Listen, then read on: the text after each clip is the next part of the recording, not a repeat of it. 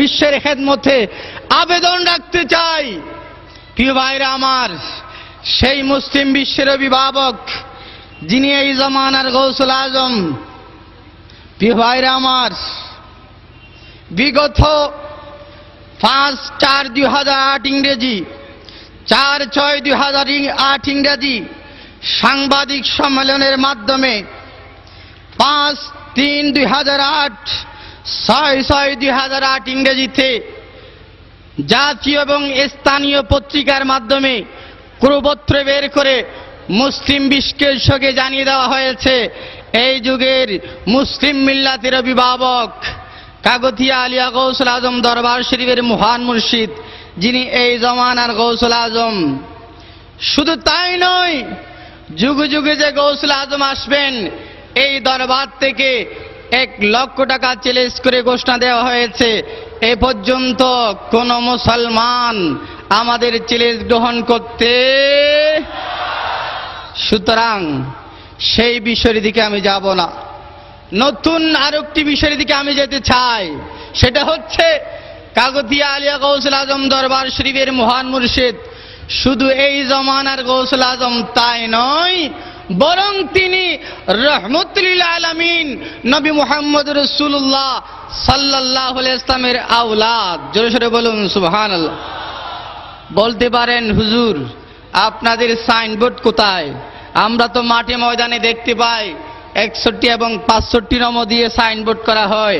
আমি বলবো আমাদের সাইনবোর্ড দরকার নেই, বরং মুসলিম মিল্লাতকে জানিয়ে দিতে চাই আওলাদ রসুল শব্দের অর্থ হচ্ছে রসুলের সন্তান। সুতরাং আমরা যারা সাধারণ জনগণ রয়েছি, মানুষ রয়েছি, আমি মৃত্যুবরণ করার পর আমার সম্পদ আমার সন্তানরা পাবে।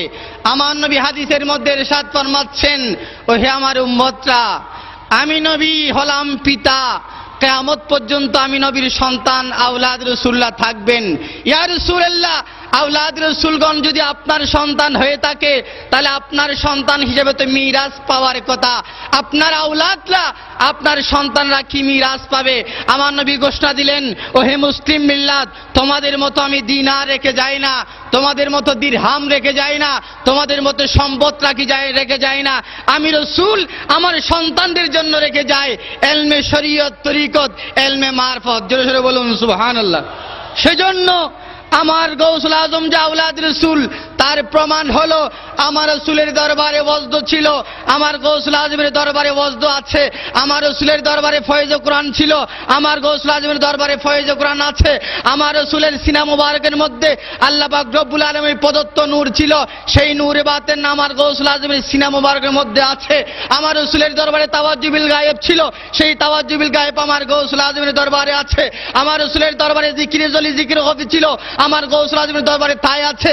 আমার গৌসুল আজমের আমার নবীর দরবারে তাওয়াজ্জুবিল হাজির ছিল, আমার গৌসুল আজমের দরবারে তাই আছে। তাহলে বোঝা যায় আমার গৌসুল আজম যে আওলাদ রসুল, তার প্রমাণ হলো আমার রসুলের কাছে যাই সম্পদ ছিল, সব সম্পদ বর্তমান জমানে আমার গৌসুল আজমের দরবারে আছে। জোরে জোরে বলুন সুবহানাল্লাহ।